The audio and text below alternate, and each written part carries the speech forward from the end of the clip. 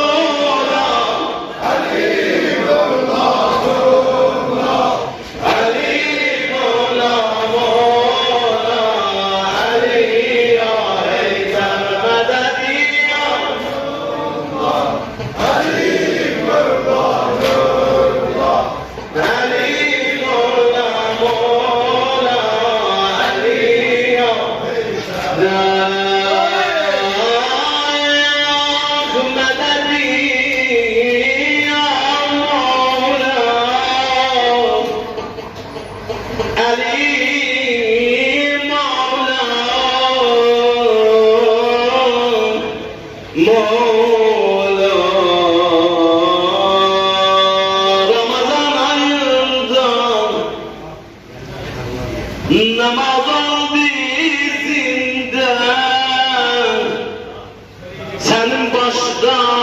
senin baştan kanın akıl meraca özün oldum rahat ya Ali kara geldim met namaz ehli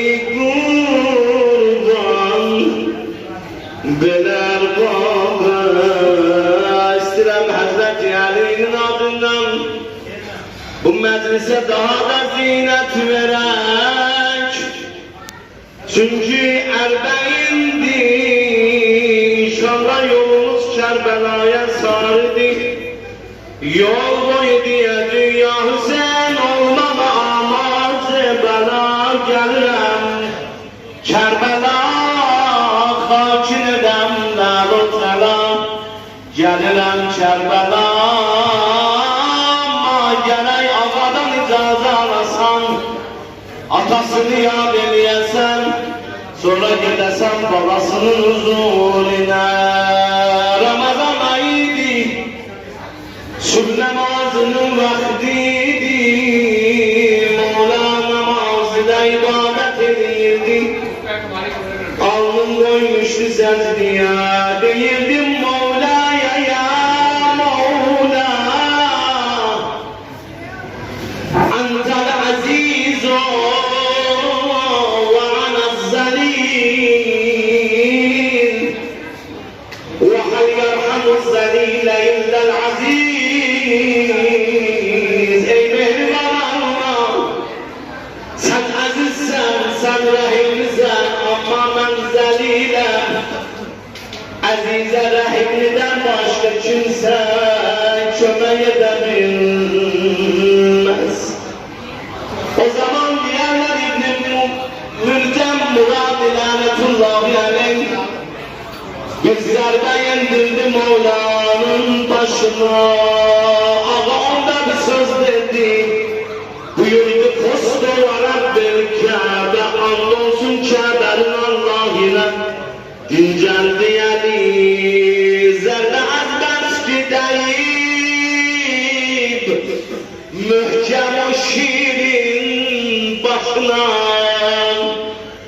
başını böndü o xəncer otururdu qaşına. Baştaki qari qarışdı ağamın göz yaşına, dedi ya Rab gece vakti kapıma geldi Ali, Andola Kabe'nin Allah'ına dinceldi Ali, dinceldi Ali, dinceldi Andola Kabe'nin Allah'ına dinceldi Ali. Bu cefadan hamı alemleri tufan bürüdü. Siz Allah'ın fikriniz olsun Mehmet Bey, zahmetiniz ay olmasın. Burada bir gözyaşı Allah Hazreti Ali'den. Allah kabrimizin evvel gecesinde bu gözyaşı bize zehrilerdir, zehriler. Bu cefadan hamı alemleri tufan bürüdü. Melek-u dehrini bu gusseden herman bürüdü. Ağamı başdan ayağa süzülen kan bürüdü. Koydu ağlar bu mühemzenlet Arafat'ın eli. Atasız koydular dünyada Hüseyin. Hasebi